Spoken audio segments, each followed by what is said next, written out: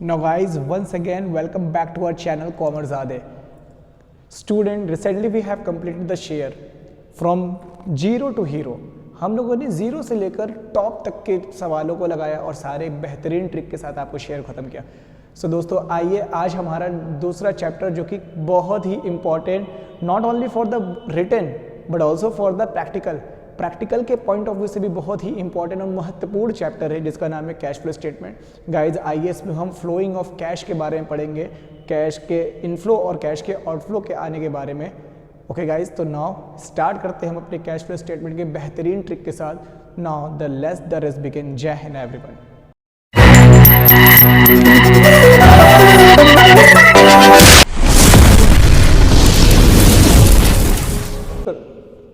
ना स्टूडेंट्स शुरू करते हैं हम अपना chapter cash flow statement.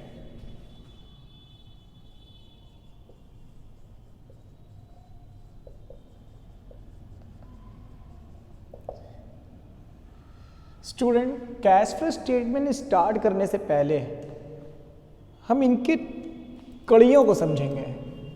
Flow मतलब क्या होता है? फ्लो में बह जाना, किसी की मोहब्बत में बह जाना। तो फ्लो क्या होता है? कितने फ्लो में मत बोल यार। तो दो तरीके का फ्लो होता है, या तो आएगा या जाएगा। फ्लो आपका जो होगा वो आएगा या जाएगा। गाइस फ्लो दो तरीके के होते हैं, इनफ्लो एंड आउटफ्लो। किसका फ्लो? कैश का फ्लो। हमें इस चैप्टर में सिर्फ किसके फ्लोइंग के बारे में जानना है? कैश के फ्लो के बारे में। तो कैश में क्या क्या आ जाएंगे? एक तो खुद कैश आएगा, cash and cash equivalent. Student आपने देखा होगा कि बैलेंस शीट में होता है कैश एंड कैश इक्विवेलेंट। तो कैश एंड कैश इक्विवेलेंट मतलब क्या होता है? कैश मतलब कैश, इक्वी मतलब इक्वल। जो कैश के इक्वल हो, तो कैश के इक्वल क्या होता है? Cash in hand, cash at bank, cheque, draft, marketable securities और करंट इन्वेस्टमेंट।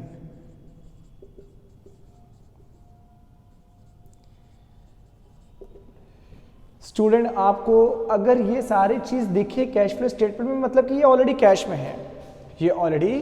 कैश में है, हमें इनको कोई कैलकुलेशन नहीं करना है। कैश हो या कैश के जैसा, cash in hand, cash in bank, cheque, draft, marketable security, current investment देख के आप कंफ्यूज मत हो जाइएगा कि कोई एसेट्स के तरीके से कोई ट्रीटमेंट करना है।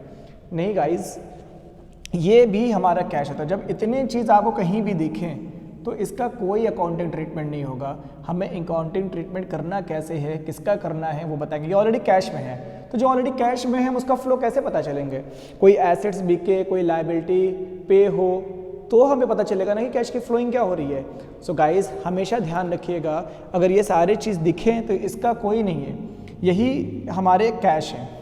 गाइस इस चैप्टर में सबसे बड़ी खूबी तो ये है कि हमें आंसर पता रहेगा एग्ज़ाम में। या तो आप बहुत ही खुश हो जाएंगे या आपको कन्फ्यूज़न हो सकती है, क्योंकि आपको पता होगा कि इस चैप्टर के क्वेश्चन का आंसर क्या होगा। आइए गाइस बताते हैं कैसे। मान लीजिए कैश 2024 में है, कैश एंड कैश इक्विवेलेंट समझ लीजिए, इक्विवेलेंट 2024 में है 1 लाख और 2023 में है 4 लाख। तो गाइस पूरे क्वेश्चन का सॉल्यूशन देखिए, मान लीजिए 2023 में ले लीजिए 30,000, ठीक है। इस प्रीवियस ईयर में है 30,000, करंट ईयर में है 1 लाख। तो गाइस आपको 30 से 1 लाख हो गया, तो कितना कैश आया? 70,000 कैश आया, मतलब इनफ्लो हुआ।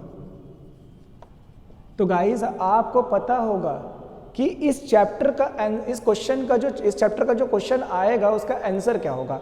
आपको पता रहेगा कि 70,000 आएगा। तो ये 70,000 कैसे आएगा? तो गाइस इस 70,000 को ही पता करने के लिए हम लोग 3 डिफरेंट एक्टिविटी बनाते हैं जिसका नाम है cash flow from operating activity,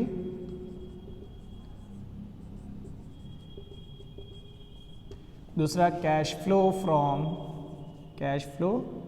from investing activity,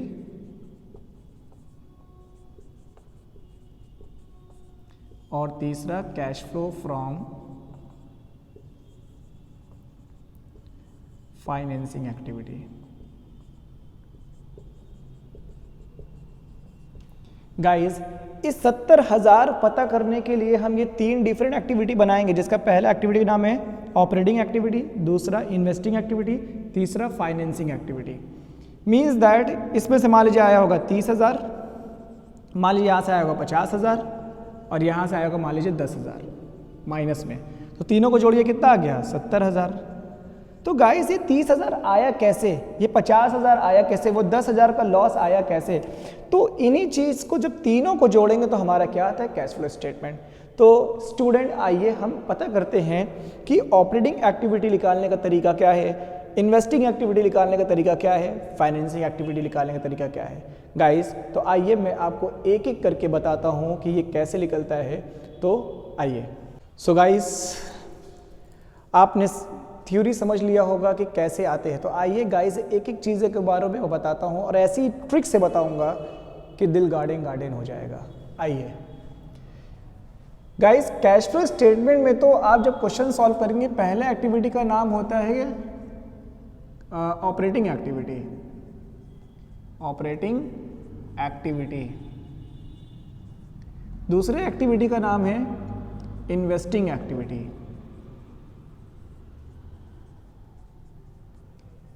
और तीसरे एक्टिविटी का नाम है फाइनेंसिंग एक्टिविटी।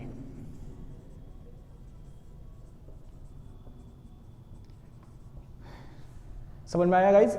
अगर मैं यहां से समझाना स्टार्ट कर दूं cash flow from operating activity तो आप कंफ्यूज हो जाएंगे और कैश फ्लो हो जाएगा आपके लिए हार्ड, बहुत ही जटिल हो जाएगा, तकलीफ हो जाएगा, आराम नहीं मिलेगा आपको। तो इसको समझाने के लिए एक लॉजिक है, उस लॉजिक को देखिए मैं क्या फॉलो करता हूं। पहले मैं समझाऊंगा फाइनेंसिंग एक्टिविटी,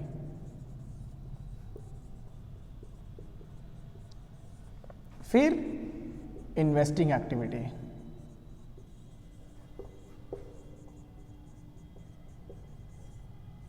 और तीसरे एक्टिविटी का नाम है ऑपरेटिंग एक्टिविटी।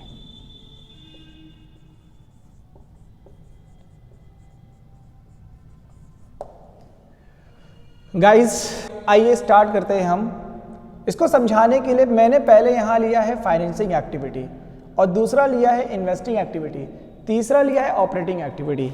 गाइस इसको अगर मैं ऑपरेटिंग से समझा दूं तो आपको दिक्कत हो जाएगा।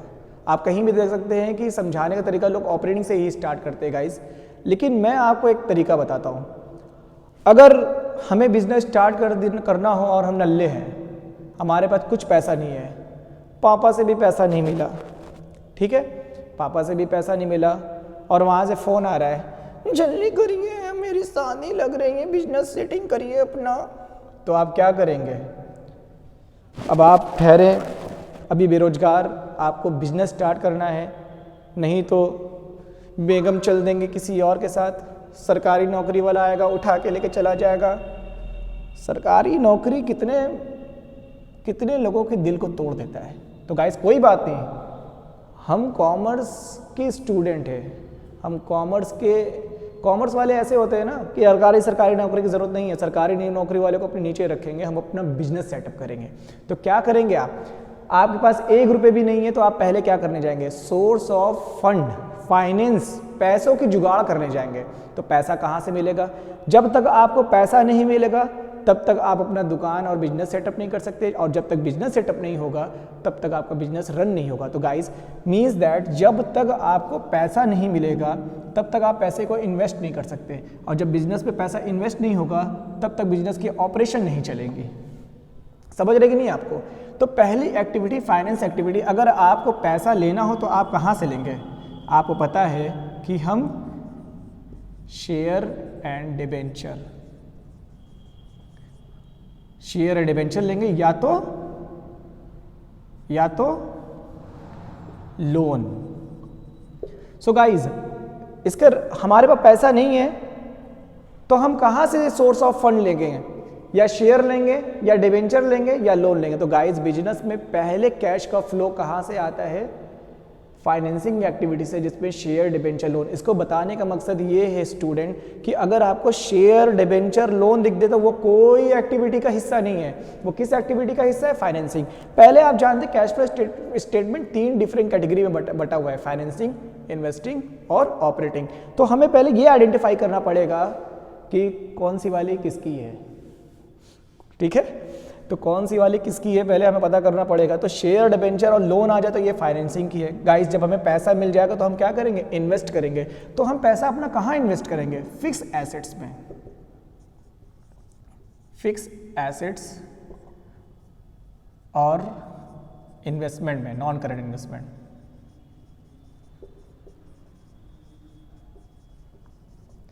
गाइस, पैसे मिल गए, पैसे को इन्वेस्ट कर दिया, तो हम इन्वेस्ट कहाँ करेंगे? तो हम लैंड एंड बिल्डिंग लेंगे।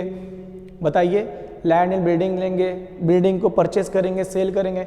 मींस दैट कि एसेट्स से रिलेटेड कोई भी चीज़ हो तो वो किस इन्वेस्टिंग का हिस्सा है? इन्वेस्टिंग का। और गाइज, जब यहाँ पर आप देख रहे हैं, यहाँ पर share debenture loan fix liability हो गई, यहाँ फिक्स एसेट्स हो गए, तो यहाँ पे क्या बचेंगे? सारे करेंट एसेट्स और करेंट लायबिलिटी। सारे करेंट एसेट्स और करेंट लायबिलिटी।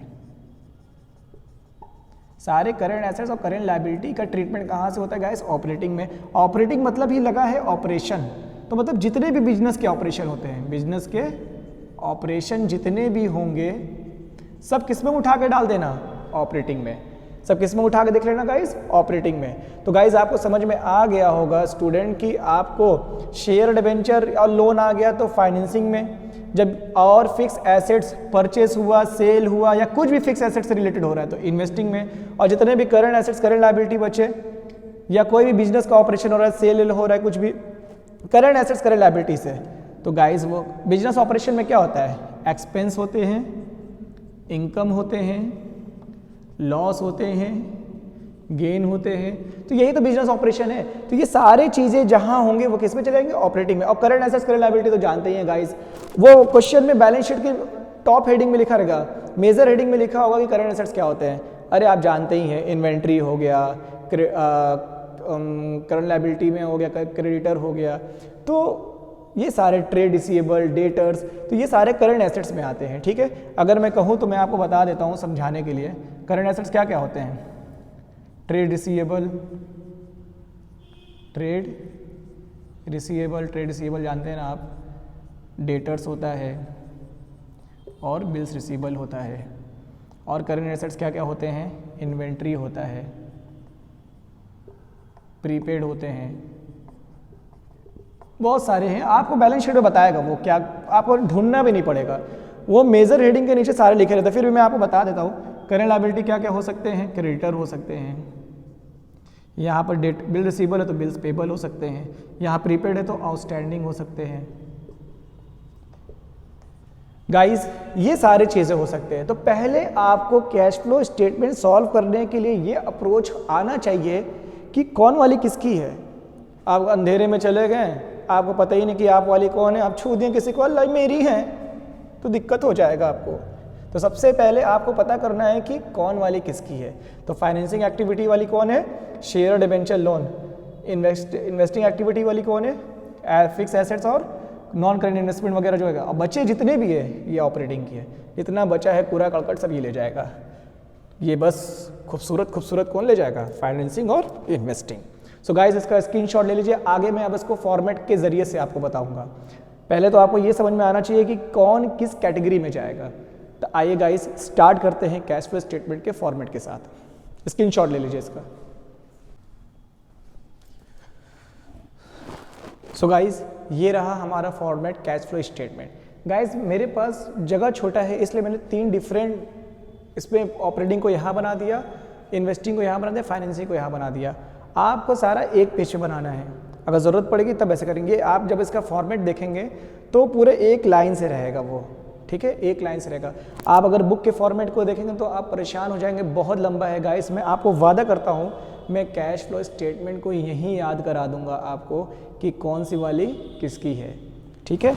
सो गाइस, इसको पढ़ने से पहले मैं थोड़ा सा एक आपका कॉन्सेप्ट बिल्डअप करना चाहता हूँ कि क्या है ये कैश फ्लो। बस आप इतना चीज़ जानिएगा गाइस कि पैसा आएगा तो प्लस, पैसा जाएगा तो माइनस। आने वाले को प्लस कर लीजिए, जाने वाले को माइनस। आना जाना, आया तो प्लस गया तो माइनस, आया तो प्लस गया तो माइनस। मीन्स कैश आएगा तो प्लस और कैश जाएगा तो माइनस। तो मैं इसको स्टार्ट करने से पहले एक सिंपल सा कॉन्सेप्ट पूछना चाहता हूँ आपसे। अगर आपने मान लिया लोन लिया बैंक से लोन लिया, तो ये बताइए, खाली आपको देखना है कि आपकी जेबे में पैसे आ रहे हैं कि नहीं। बस आपको ये देखना है कि आपके पास पैसे आ रहे कि नहीं। आपको ये कभी नहीं देखना है, ये कतई नहीं देखना है आपको कि आपको प्रॉफिट हो रहा है या लॉस हो रहा है, कुछ भी नहीं देखना है आपको। बस you have to focus on only the flowing of cash. मतलब आपके पास पैसा आया तो प्लस, पैसा गया तो माइनस। अब मुझे ये बताइए गाइस कि अगर आप बैंक से लोन लेंगे तो आपके पास पैसा आएगा तो प्लस, मतलब ये इनफ्लो हो रहा है कि नहीं गाइस। आपने बैंक के लोन को चुकाया, पेमेंट ऑफ लोन, तो गाइस पैसा गया। आपने शेयर इशू किया, मार्केट में कहा भैया मेरे कंपनी में पैसा लगाइए, बहुत अच्छी कंपनी है, कभी काटेगी नहीं आपको। तो आप क्या करेंगे, उस कंपनी में पैसा लगाएंगे। अगर मैं कंपनी हूं तो आप लोग मेरे पास पैसा लगाएंगे, मतलब मेरे पास पैसा आया। तो जब शेयर इशू करेंगे तो प्लस होगा। अब मान लीजिए डिबेंचर इशू किया, तो भाई डिबेंचर इशू करेंगे तो लोग, पब्लिक हमें लोन देगी तो भी पैसा आया। अब रिडेम्पशन ऑफ डिबेंचर करेंगे तो redemption of debenture, guys redemption of debenture कुछ नहीं, मतलब लोन को चुकाना। पैसे को, डिबेंचर आपने लिया है तो आपको पता है कि पैसे को लौटाना होगा। तो जब पैसा लौटाएंगे, रिडेम्पशन ऑफ डिबेंचर मत समझिए कुछ भी, अभी मैं डिबेंचर पढ़ाऊंगा तो समझ में आएगा। बस ये समझिए कि डिबेंचर मतलब लोन होता है, लोन लिए तो पैसा आया। जब लोन लेंगे तो भाई आपको पता है ना कि लोन को चुकाना होता है। जब लोन चुकाएगा तो पैसा जाएगा माइनस। बात समझ में आ रही कि नहीं। मान लीजिए आपने मशीनरी परचेस किया, परचेस ऑफ मशीनरी। स्टूडेंट आपको ये देखना ही नहीं है कि क्या आ रहा है क्या जा रहा है, सिर्फ आपको कैश के कॉन्सेप्ट पे ध्यान रखना है। अगर आप मशीन खरीदने जाएंगे तो आपकी पॉकेट ढीली हो जाएगी, पैंट गीली नहीं, पॉकेट ढीली मतलब आपके पॉकेट से पैसा जाएगा। तो जब परचेस करेंगे तो माइनस हो जाएगा, मतलब आउटफ्लो हो जाएगा। और यही काम अगर हमने मशीनरी को सेल कर दिया, सेल ऑफ मशीनरी, तो गाइस क्या हो जाएगा, प्लस, पैसा आ गया। हमें ये कतई नहीं देखना है कि मेरी मशीनरी चली गई, मुझे छोड़ के मशीन चली गई, कोई बात नहीं। आपके पास कैश आया ना, मशीन बेचे, मतलब फ्लो ऑफ कैश आया। तो गाइस यही छोटा सा कॉन्सेप्ट है कि कब प्लस करेंगे कब माइनस करेंगे। बस आपको ये देखना है कि पैसा आया तो प्लस, मतलब कैश आया तो प्लस, कैश गया तो माइनस। सो गाइस आइए अब मैं आपको बताता हूँ overall full concept of cash flow statement. इसको थोड़ा सा रफ करते हैं। ये आपके कॉन्सेप्ट बिल्डिंग था कि कैसे आप समझेंगे कि कब प्लस होगा कब माइनस होगा।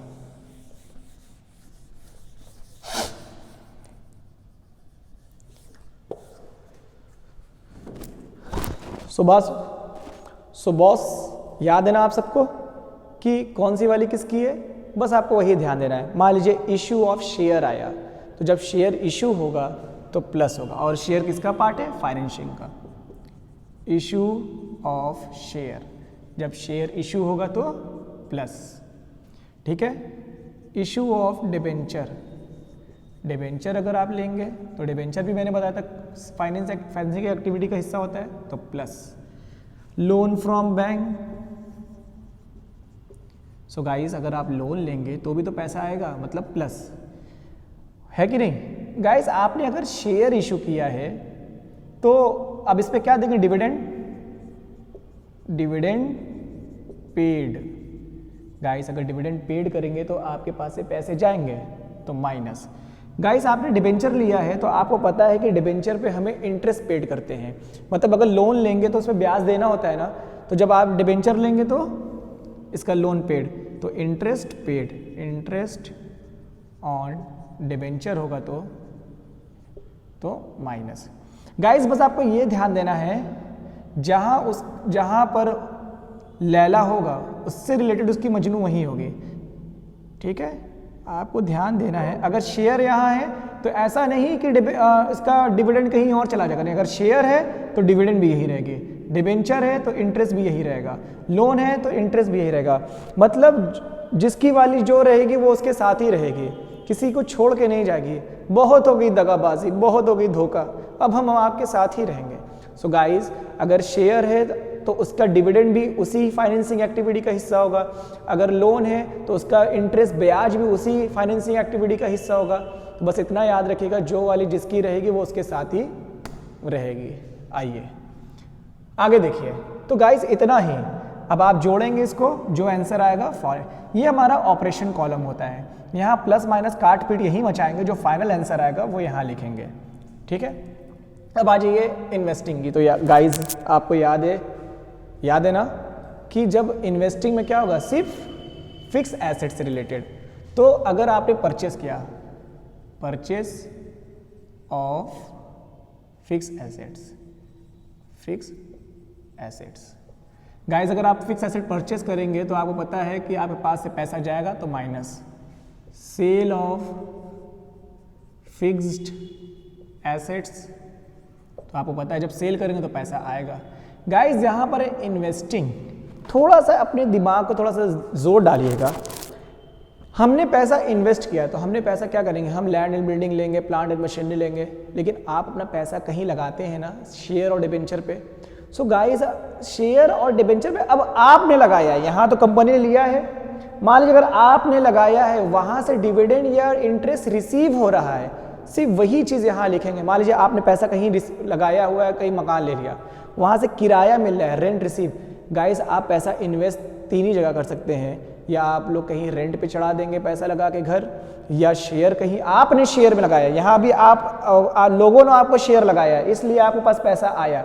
अब क्या हुआ, कुछ पैसा कंपनी किसी दूसरे शेयर में लगा दी तो वहाँ से डिविडेंड मिलेगा। तो गाइस बस इतना याद रखिएगा कि अगर डिविडेंड पेड हुआ तो इसमें होगा, डिविडेंड रिसीव होगा तो इसमें, क्योंकि हम कहीं पैसा लगाएंगे हमें डिविडेंड मिलेगा, और हम किसी का पैसा लिए तो हमें डिविडेंड पेड करना होगा।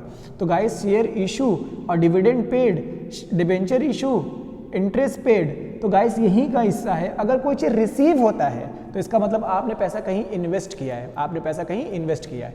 तो अगर डिविडेंड रिसीव हो गया, डिविडेंड रिसीव हो गया तो पैसा आया, मतलब प्लस। इंटरेस्ट रिसीव हो गया तो मतलब पैसा आया, प्लस। रेंट रिसीव हो गया तो गाइस यहाँ रिसीव वाले आएंगे, मतलब आपने पैसा कहीं इन्वेस्ट किया तो वहीं से रिसीव करेंगे ना, आपने रिटर्न वहां से लेना है ना, तो और यहाँ आ जाएगा प्लस। कोई भी चीज़ें फिक्स एसेट्स, मान लीजिए नॉन करेंट एसेट्स का sale of non, so guys इतना समझ गए, purchase of fix assets, sale of fix asset, dividend receive, interest receive, rent receive. अगर ये सब रिसीव वाला आया तो वो किसका हिस्सा है, इन्वेस्टिंग का। किसका हिस्सा है, इन्वेस्टिंग का। जब इसको जोड़ेंगे गाइस, जो भी हमारा आएगा फाइनल कॉलम में यहाँ। सो गाइस होपफुली आपको फाइनेंसिंग और इन्वेस्टिंग समझ में आया होगा। गाइस इसमें कोई दिक्कत नहीं है, बस थोड़ा सा हमारा पेचीदा होता है ऑपरेटिंग एक्टिविटी। आइए, जिस आप देख सकते हैं, मैं चाहता तो आपको यहीं से शुरू कर देता समझाना, लेकिन गाइस फिर आपको फॉर्मेट लर्न नहीं होता। मैं वादा करता हूं मेरे लेक्चर को ख़त्म करिएगा और आपको सारे कैश फ्लो स्टेटमेंट के सारे फॉर्मेट्स एकदम आप उसको इनहेल कर लेंगे, एकदम उसको आप अपने दिमाग और दिल पे छाप लेंगे, जैसे आपने उनको छापा है। सपने में भी याद आती हैं, तो ये भी आएंगे, मेरा वादा है। आइए, क्योंकि हम बहुत मोहब्बत से पढ़ रहे हैं इनसे। गाइस अब आते हैं हम ऑपरेटिंग को। ऑपरेटिंग में सबसे पहला जो होता है वो होता है net profit before tax and extra ordinary income. यही होता है हमारा गाइस प्रॉफिट। यही क्या होता है गाइस, प्रॉफिट। सबसे पहले हमें यही लिखना होगा। और गाइस आपने अगर कंपनी का बैलेंस शीट देखा होगा तो प्रॉफिट क्या होता है, रिजर्व एंड सरप्लस। ये हमेशा हमें कहाँ मिलेगा आपको पता है, ये हमेशा हमें मिलेगा, हम इसको लिख सकते हैं साइड में, अगर आप देखेंगे तो ये हमेशा रिजर्व एंड सरप्लस में मिलेगा, रिजर्व एंड सरप्लस। सबसे पहला आइटम हम क्या लिखते हैं, net profit before tax and extra ordinary item. ठीक है गाइस, इस पे लिख दिए हैं। अब यहाँ पर कुछ चीज़ों को ऐड करेंगे। गाइस ये प्रॉफिट आपको पता चल गया।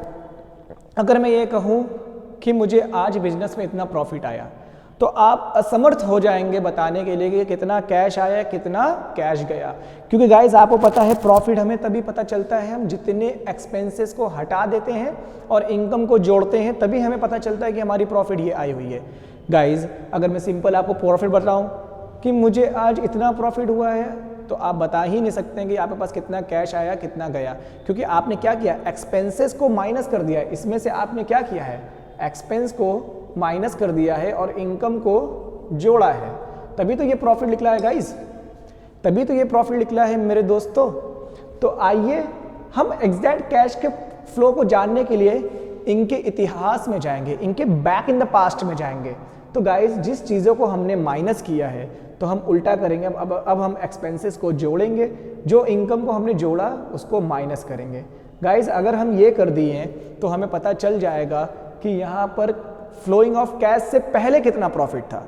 सो गाइस आइए स्टार्ट करते हैं। मैं इसको हटा देता हूँ। हम क्या करेंगे, सारे एक्सपेंसेस को जोड़ेंगे। सो गाइस एक्सपेंसेस क्या होगा, depreciation, depreciation of on fix assets, on fix assets, depreciation on fix assets, और आ गया प्रीलिमिनरी एक्सपेंसेस, प्रीलिमिनरी एक्सपेंसेस। ठीक है गाइज, और भी क्या एक्सपेंसेस होगा, डेप्रिशिएशन हो गया, प्रीलिमिनरी एक्सपेंसेस हो गया। गाइज मैं कुछ चीज़ों पे यहाँ पर स्टार लगा रहा हूँ क्योंकि ये दो जगह जाते हैं, dividend receive, interest on debenture paid, dividend receive sorry dividend paid, interest debenture paid, interest receive, rent receive. Guys क्योंकि ये हमारे इनकम है, ये हमारे एक्सपेंस है, तो यहाँ पर हम लोग ऐड करेंगे। और एक्सपेंस क्या हो सकता है, loss on sale of fix assets, कोई भी आपने फिक्स एसेट्स बेचा होगा तो उस पर लॉस हुआ होगा। गाइस आप देख रहे हैं मैं सारे एक्सपेंसेस को फिर से जोड़ रहा हूँ, ठीक है, सारे एक्सपेंसेस को फिर से जोड़ रहा हूँ। तो कितने भी एक्सपेंस होंगे, आप अपने कैश फ्लो के स्टेटमेंट को फॉर्मेट देखेंगे तो बहुत एक्सपेंस है, तो बस आपको याद रखना होगा जितने भी एक्सपेंसेस होंगे हम यहाँ पर माइनस कर जोड़ते चलेंगे, ये जोड़ते चलेंगे। जिस तरीके से डेप्रिशिएशन ऑफ फिक्स एसेट है तो इसी तरीके से होता है एमोर्टाइजेशन ऑफ गुडविल। अब आपके दिमाग में हो सकता है कि ये तो आप समझ गए, ये प्रीलिमिनरी एक्सपेंस होता है, जो फिर मिले जुले जो खर्चे होते हैं, लीगल एक्सपेंस होते हैं वो होते हैं। Loss on sale of fix asset, आपने कुछ फिक्स एसेट को बेचा उस पर आपको लॉस हुआ है, ये भी आपका एक्सपेंस है। ये एमोर्टाइजेशन ऑफ गुडविल क्या होता है गाइस, गुडविल भी राइट ऑफ होती है। जब इनटेंजिबल चीज राइट ऑफ होता है तो उसको अमोर्टाइजेशन बोलते हैं, और टेंजिबल चीज राइट ऑफ होता है तो उसको डेप्रिशिएशन बोलते हैं, जिसको हम छू सकते हैं, टच कर सकते हैं।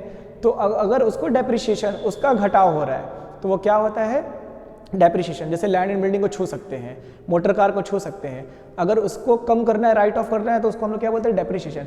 लेकिन आप गुडविल जानते हैं, गुडविल क्या होता है, गुडविल हमारा इनटेंजिबल होता है। अगर गुडविल कम हुआ इसका मतलब गुडविल डेप्रिशिएट हुआ, क्या हुआ, डेप्रिशिएट हुआ, तो उसको डेप्रिशिएट नहीं बोलते, अमोर्टाइजेशन बोलते हैं, ये भी एक्सपेंस है। गाइस गुडविल अगर घटा तो यहाँ होगा, अगर गुडविल बढ़ा तो इसका मतलब आपने कुछ पैसा लिया है। तो गाइस अभी मैं आपको फुल कॉन्सेप्ट बता रहा हूँ, इसलिए अगर गुडविल बढ़ा तो परचेस ऑफ गुडविल हो जाएगा, purchase of goodwill, purchase of goodwill मतलब एक चीज़ और याद आ गई, माइनस। गाइस गुडविल का कॉन्सेप्ट ध्यान से समझिएगा। जब आपको लगेगा, जब आप क्वेश्चन सॉल्व करेंगे, मैं एक क्वेश्चन आपको सॉल्व कर रहा हूँ जो फुल फ्लेश होगा, परेशान मत होइए। अगर आपने देखा, मान लीजिए एग्जाम्पल के तौर पे समझा देता हूँ कि मान लीजिए 2023 है, 2024 है, ठीक है, यहाँ पर दिया है गुडविल। अगर मान लीजिए पहले कितना था, 20,000, अब कितना हो गया 18,000। गाइज आप देख सकते हैं कि पिछले साल 20,000 था, अब गुडविल कितना हो गया 8,000, तो मतलब 2,000 घटा है। जब घटेगा तो वो हमारा क्या होगा, अमोर्टाइज हो जाएगा, डेप्रिशिएट हो जाएगा, राइट ऑफ हो जाएगा, तो एक्सपेंस है। तो 2,000 उठा के कहाँ लिख देंगे, यहाँ पर अमोर्टाइजेशन ऑफ गुडविल या goodwill return of, goodwill return of, कुछ भी लिख सकते हैं आप। तो यहाँ पर एक्सपेंस है प्लस हो जाएगा। अगर गाइस मैं इसी को बदल दूँ, मैं यहाँ पे कर दूँ आपको गुडविल, यहाँ 2023 में था 20,000 और 2024 में हो गया 25,000।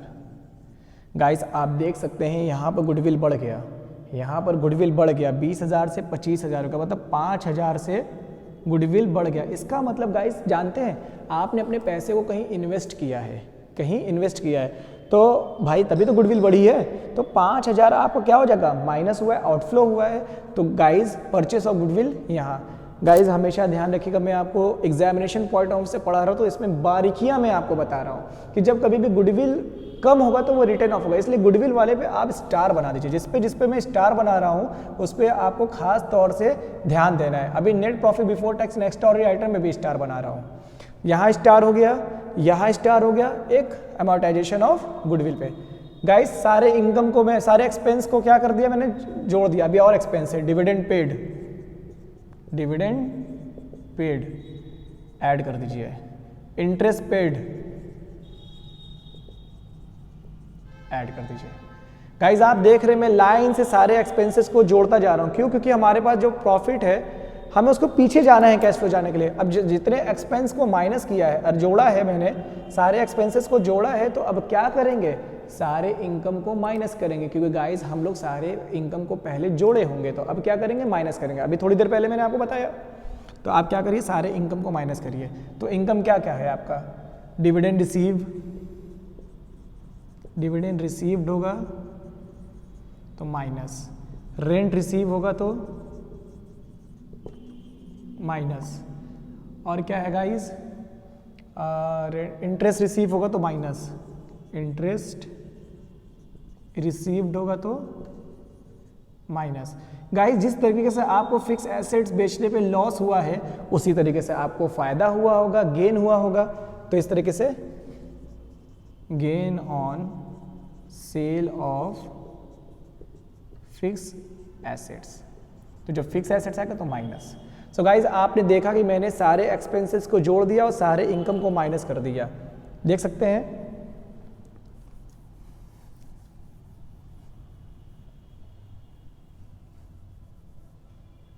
देख सकते हैं गाइज। तो जब गाइज इतने को जोड़ेंगे ना, इतने को जोड़ेंगे तो हमें मिलेगा क्या, जानते हैं इसको क्या आता है, इसको बोलते हैं operating profit, operating profit before working capital, working capital, operating profit before working capital. Guys इसका स्क्रीनशॉट ले लीजिए, ये एक स्टेप है हमारे operating profit, cash flow from operating activity का एक हिस्सा निकल के आया। तो गाइज अब हमें क्या करना है, ये तो हमारे ऑपरेशन हो गए। तो हम, आपको मेरी लेक्चर याद है ना, तो हमने क्या बोला था, जितने भी करंट एसेट्स, करंट लायबिलिटी हैं, अब इधर आएगा। सो गाइज हम क्या करते हैं, ऐड करना है। अब हम अपने प्रॉफिट को पा चुके हैं, जो हमारा एग्जैक्ट है, अब अपने उसी कॉन्सेप्ट पे आ जाएंगे, इनफ्लो एंड आउटफ्लो पे। पैसा आया तो प्लस, पैसा गया तो माइनस, क्योंकि गाइस जो क्वेश्चन में प्रॉफिट निकाल के देता है वो सारे एक्सपेंसेस को माइनस करके और इनकम को जोड़ के देता है, तब हम कैश फ्लो नहीं निकाल पाते हैं। तो हमने क्या किया, देख रहे हैं गाइस, मैंने सारे एक्सपेंसेस को, यहाँ तक मेरा एक्सपेंस है, मैंने यहाँ तक के सारे एक्सपेंसेस को प्लस कर दिया और जितने इनकम था माइनस कर दिया। तो हमारा क्या निकल के आ जाएगा guys, operating profit before working capital, operating profit before working capital. अब हम आ जाएंगे सारे करंट एसेट्स, करंट लायबिलिटी पे, तो ऐड करेंगे क्या, इनफ्लो होगा। तो गाइज आप ये मुझे बताइए, बस मुझे एक चीज़ का जवाब दीजिए कि करंट एसेट से आपको इनफ्लो कब हो सकता है। तो गाइज तब हो सकता है जब आपका करंट एसेट्स घटे, करंट लायबिलिटी बढ़े। इसको समझ लीजिएगा, करंट एसेट्स घटे, करंट लायबिलिटी बढ़े, तो ये कंडीशन है इनफ्लो की। अभी मैं समझाता हूँ कैसे। और गाइज जब आपका करंट एसेट्स बढ़े और करंट लायबिलिटी घटे, तो ये जो कंडीशन है गाइज, ये आउटफ्लो की है, आउटफ्लो की है। मैं आपको समझा दे रहा हूँ, करंट एसेट्स घटा, अगर मान लीजिए आपके पास 1.5 लाख का माल है, आज वो 1 लाख का हो गया, इसका मतलब 50,000 सेल किया ना, तो पैसा आया, एसेट्स आपका करंट ऐसे घटा। जिस तरह के डेटर्स है, डेटर्स किसे बोलते हैं, जिससे पैसा लेने वाले होते हैं। हम डेटर्स शो कर रहे हैं हमारा कितना है, डेटर्स हमारा करंट एसेट्स होता है, डेटर मान लीजिए हमारा 20,000 है, अब घट के वो कितना हो गया, मान लीजिए 2023 में कितना है 20,000, और डेटर्स 2024 में दिखा रहा है 10,000, मान लीजिए 15,000 हो गया। तो गाइस आपको पता है, देखिए डेटर्स घट गया, इसका मतलब आपको पैसा मिला ना, पहले जो हिसाब में आपने कि हमें 20,000 मार्केट से मिलने वाला है, अब 15,000 मिला, अब 15,000 शो कर रहा है, इसका मतलब गाइस 5,000 रुपये आपको मिल गए। तो इसी तरीके से जब भी हमारे करंट एसेट्स कोई भी घटेगा, इसका मतलब हमें पैसा मिल रहा है, माल हमारा बिक रहा है इसलिए वो कम हो रहा है, डेटर्स हमारे कम हो रहे हैं इसलिए पैसा आ रहे हैं। तो जब करंट एसेट्स घटे ना, तो वो कंडीशन होती है इनफ्लो के लिए, मतलब प्लस की। अब आइए करंट लायबिलिटी बढ़ी, करंट लायबिलिटी मतलब कर्ज पे कर्ज लिए जा रहे हैं। हम क्या किए, हमने किसी को उधार ले लिया, किसी से क्रेडिटर बढ़ गए हमारे, हमने बिल्स पेबल ले लिया। तो जब हमारे करंट लायबिलिटी बढ़ेंगे, मतलब हम कर्ज पे कर्ज लेते चले जा रहे हैं, तो मतलब हमारे पॉकेट में जो पैसे आ रहे हैं वो कर्ज के, हमें कर्ज देखना ही नहीं है, बस हमें ये समझना है कि पैसा आ रहा है कि जा रहा है। तो गाइस जब हम लोग करंट लायबिलिटी बढ़े, तो आप समझ जाइएगा कि पैसा आ रहा है। तो जब करंट एसेट घटे, करंट लायबिलिटी बढ़े, तो ये इनफ्लो का कंडीशन है, और करंट एसेट्स बढ़े और करंट लायबिलिटी घटे, तो ये आउटफ्लो कैसे। इनफ्लो तो समझ गए होंगे, आउटफ्लो कैसे कैसे गाइस, करंट एसेट्स, आज माल 1 लाख का था, गोदाम में गए 1.5 लाख का हो गया, तो इसका मतलब 50,000 का माल और लाए होंगे, तो हमारे पास जेबे में से पैसा गया होगा। 2020 में हमारा 2023 में डेटर्स दिख रहे हैं 20,000, 2024 में दिख रहा है 50,000, इसका मतलब मैंने और उधार माल बेचा, अब हमें क्या हुआ 50,000 बढ़ के, मतलब हमें अब और पैसा, माल चला गया और पैसा लेना है, तो आउटफ्लो हो गया। तो गाइस बस इतना याद रखिएगा, जब आपके करंट ऐसे बढ़ रहे हैं, इसका मतलब आप माल खरीदते चले आ रहे हैं, मार्केट से खरीदते चले आ रहे हैं, तो आपके पास से पैसा, आपके पॉकेट से पैसा जाता चला जा रहा है, जाता चला जा रहा है। तो बस आपको ये याद करना है, करंट ऐसे घटे, करंट लायबिलिटी बढ़े तो इनफ्लो, और करंट एसेट्स बढ़े, करंट लायबिलिटी घटे तो आउटफ्लो। करंट लायबिलिटी घटने का मतलब क्या है, आप कर्ज चुकाते चले जा रहे हैं, क्रेडिटर कम होते चले आ रहे हैं, आपका कर्ज कम होते जा रहा है, मतलब आप जेबे से पैसा निकाल के देते चले जा रहे हैं। तो गाइस बस यही यहाँ पर करना है। ये कॉन्सेप्ट समझ गए होंगे, ये कॉन्सेप्ट समझ गए होंगे कि इनफ्लो कब होगा, आउटफ्लो होगा। तो आइए गाइस उसी को यहाँ पर करना है। अब हम ऐड क्या करेंगे, अगर हमारा करंट एसेट घटेगा, मतलब decrease in current assets and increase in current liability, तो गाइस ये दोनों ही कंडीशन किसका है, इनफ्लो का, तो हम क्या कर देंगे प्लस। तो गाइस अब आउटफ्लो को दिखाना है। अब आउटफ्लो कैसे होगा, जब करंट एसेट्स बढ़ेगा करंट लायबिलिटी घटेगा, तो इसी का उल्टा लिख देना है, less increase in current assets and decrease in current liability. तो किसका कंडीशन है गाइस, माइनस का। आप देख सकते हैं जब हमारा करंट ऐसे घटे और करंट लायबिलिटी बढ़े, तो किसका केस होगा, इनफ्लो का। और करंट एसेट्स बढ़े और करंट लायबिलिटी घटे, तो किसका कंडीशन होगा, आउटफ्लो का। गाइस जब हम इसको सॉल्व करेंगे तो हमारा क्या निकल के आएगा, cash generated before, cash generated before tax, क्या निकल के आएगा guys, cash generated before tax. अब हम क्या करेंगे, इसमें से टैक्स को माइनस कर देंगे, बस हमारा ऑपरेटिंग एक्टिविटी आ गया। तो हम क्या कर देंगे, less tax paid, less tax paid, यहाँ पर प्रीवियस ईयर। यहाँ पे भी स्टार बता रहा हूँ गाइस, जितने पे स्टार बनाया हूँ अगले लेक्चर में मैं उनसे डीप बातें करने वाला हूँ। बस 2 लेक्चर होगा गाइस, कैश फ्लो खत्म हो जाएगा, बहुत डीप हमें नहीं जाना है, मैंने बारीकियाँ आपको इसमें समझा दी। तो लेस टैक्स पेड, हमने टैक्स पेड को यहाँ से क्या करेंगे, माइनस कर देंगे, तो हमारा क्या निकल के आ जाएगा, cash flow from operating activity. ठीक है गाइस, इसको रफ कर रहा हूँ, आप एक बार देख लीजिए, ये हमारा ओवरऑल फॉर्मेट हो गया कैश फ्लो स्टेटमेंट का। अब आइए गाइस, मैं इसको फाइनल टच देने जा रहा हूँ, मैं इसको क्या करने जा रहा हूँ, फाइनल टच देने जा रहा हूँ गाइज। अब मुझे ये बताइए, अगर आप प्लस माइनस करेंगे तो आपका आंसर या तो पॉजिटिव आएगा या तो निगेटिव आएगा। साइंस के फॉर्म में लिख सकते हैं, अगर या तो आंसर आपका पॉजिटिव आएगा या निगेटिव आएगा, यही आएगा।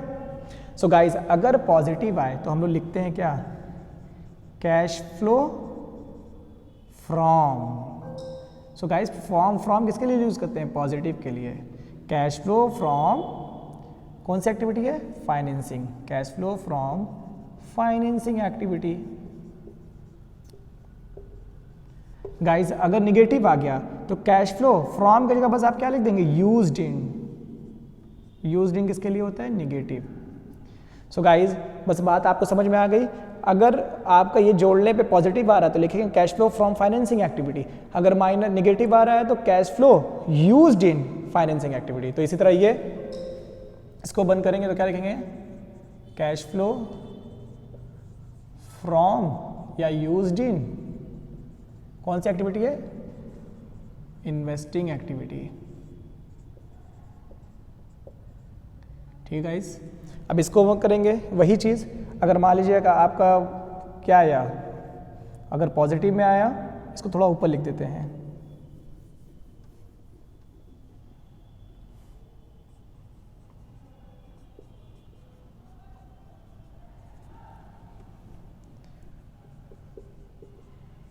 गाइस एक बार देख लो, वीडियो कट तो नहीं रही है।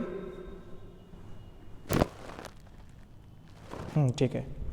सो गाइस अगर मैं इसको सॉल्व करने जाऊँ, अगर वही पॉजिटिव आएगा तो क्या लिखेंगे, कैश फ्लो फ्रॉम या used in operating activity. Operating activity यहाँ गाइज ये जो कॉलम है ये आपका ऑपरेशन कॉलम है, ये मेन। इस कॉलम में 3 आएगा, cash flow from operating activity, cash flow from investing activity, cash flow from financing activity. Guys जब तीनों एक्टिविटी को जोड़ेंगे, मतलब A प्लस बी प्लस सी, तो जब हम तीनों को जोड़ेंगे, जब हम तीनों एक्टिविटी को जोड़ेंगे गाइज, या लाइन मत खींचिएगा, मैं आपको सेपरेट करके बता रहा हूँ, तो या तो आपको तीनों को जोड़ने पे प्लस आएगा या तीनों को जोड़ने पे माइनस आएगा। अगर आपका प्लस आ रहा है तो वो क्या होगा, इंक्रीज, और माइनस होगा तो डिक्रीज। तो गाइस अगर मान लीजिए तीनों को जोड़ने पे प्लस आ रहा है तो लिखेंगे नेट कैश, नहीं ऐसे लिखेंगे, net increase in cash and cash equivalent. कैसे आया, A प्लस बी प्लस सी। और गाइज अगर माइनस में आया, इसको ऑपरेटिंग भी जोड़े, इन्वेस्टिंग भी जोड़े, फाइनेंसिंग भी जोड़ो, तीनों को जोड़ने पे माइनस आ रहा है तो नेट डिक्रीज बस लिख दीजिए यहाँ पर, net decrease in cash and cash equivalent. बस गाइस इसमें क्या ऐड कर दीजिएगा, आप इसमें ऐड कर दीजिएगा opening cash and cash equivalent, जो प्रीवियस ईयर का, प्रीवियस ईयर के मैं अब बता रहा हूँ कि कैश फ्लो स्टेटमेंट को बंद कैसे करते हैं। आप तीनों को जोड़ें, यहाँ पे या तो आंसर प्लस में आएगा या माइनस में आएगा। ठीक है, प्लस में आएगा तो net cash increasing cash and cash equivalent, minus में आएगा तो net decreasing cash and cash equivalent. और इसमें ऐड क्या कर देंगे, इसमें ऐड कर देंगे गाइस, यहाँ पर क्या ऐड कर देंगे, बस हम यहाँ पर ऐड कर देंगे add opening cash and cash equivalent. ठीक है गाइस, हम इसमें क्या जोड़ देंगे, ये फाइनल कॉलम यहाँ पर तीनों को जोड़ेंगे तो ये आएगा A प्लस बी प्लस सी, ये क्या है हमारा, यहाँ जोड़ देंगे। तो हम क्या जोड़ेंगे guys, add opening cash and cash equivalent. तो जैसे ही इसमें आप जोड़ेंगे गाइस, देखिएगा वो क्लोजिंग निकल के आ जाएगा। मतलब मान लीजिए अगर मैंने बताया था कि कैश प्रीवियस ईयर में कितना था 20,000 और करंट ईयर में कितना था 25,000, तो ये 5,000 निकालने के लिए तो हम लोग पूरा ये पंचायत किए हैं। तो जो भी आंसर आएगा यहाँ पर आ जाएगा कितना, तीनों को जोड़ेंगे तो ये क्या पता चलेगा 5,000। तो मान लीजिए यहाँ पर जोड़ने में 5,000 आया, इस पर क्या जोड़ेंगे opening cash and cash equivalent. Opening कितना है 20,000, ओपनिंग मतलब प्रीवियस ईयर का, ओपनिंग मतलब लिख लीजिए प्रीवियस ईयर का। ओपनिंग हमने कितना जोड़ा 20,000, तो गाइस ऑटोमेटिकली ये क्या निकल के आ जाएगा क्लोजिंग। क्लोजिंग मतलब ये 25,000। ये क्या निकल के आ जाएगा गाइस? 25,000। तो जो भी तीनों को जोड़िए, प्लस में आया तो net increase cash in cash equivalent, और इसमें क्या जोड़ेंगे? ओपनिंग जोड़ेंगे, ओपनिंग जैसे ही जोड़ेंगे क्लोजिंग निकल के आ जाएगा। तो गाइज इसमें मैं एक चीज़ अभी आपको बताऊंगा बैंक ओवरड्राफ्ट के बारे में। क्या है? यहाँ नहीं, यहाँ लिख देता हूँ। गाइज ये हमारा पूरा ओवरऑल कैश फ्लो स्टेटमेंट है। इसमें कई सारे छोटी छोटी बारीकियां हैं जो बच्चों को इरिटेट करते हैं, जिसके वजह से आंसर नहीं आता है। तो जिस पे स्टार लगा है वो तो है ही है, एक बहुत कमबख्त बेहुदा है जिसका नाम है बैंक ओवरड्राफ्ट। इसके बारे में मैं आपको समझाऊंगा, ये देखेगा तो करंट लायबिलिटी में आप सोचेंगे यहाँ का हिस्सा है, लेकिन चला जाएगा फाइनेंसिंग में। तो इस पे बहुत सारी चीज़ें हैं गाइस, मैं आपको अपने नेक्स्ट वीडियो में बताऊंगा। होपफुली मैंने आपको कैश फ्लो स्टेटमेंट बहुत ही अच्छे से समझाया है गाइस। ये था खाली हमारा फॉर्मेट। फिर दूसरे लेक्चर में मैं क्या बताऊँगा? कैश फ्लो की बारीकियाँ। इसके ऐसी बारीकियाँ हैं कि जो आप उसको पकड़ लेंगे तो कैश फ्लो स्टेटमेंट का कभी भी आंसर गलत नहीं आएगा। वो एग्जाम में 6 मार्क्स के आते हैं गाइस। ओके गाइज, तो परेशान मत होइए, बने रहिए हमारे कॉमर्सज़ादे के साथ। ये था हमारा overall concept of cash flow statement. कल मैं इसके थोड़ी बारीकियां बताऊंगा और तीसरे वीडियो में एक फुल फ्लेश क्वेश्चन को सॉल्व कर दूंगा, सब कुछ स्वाहा हो जाएगा। Okay guys, till then goodbye, जय हिंद एवरीवन।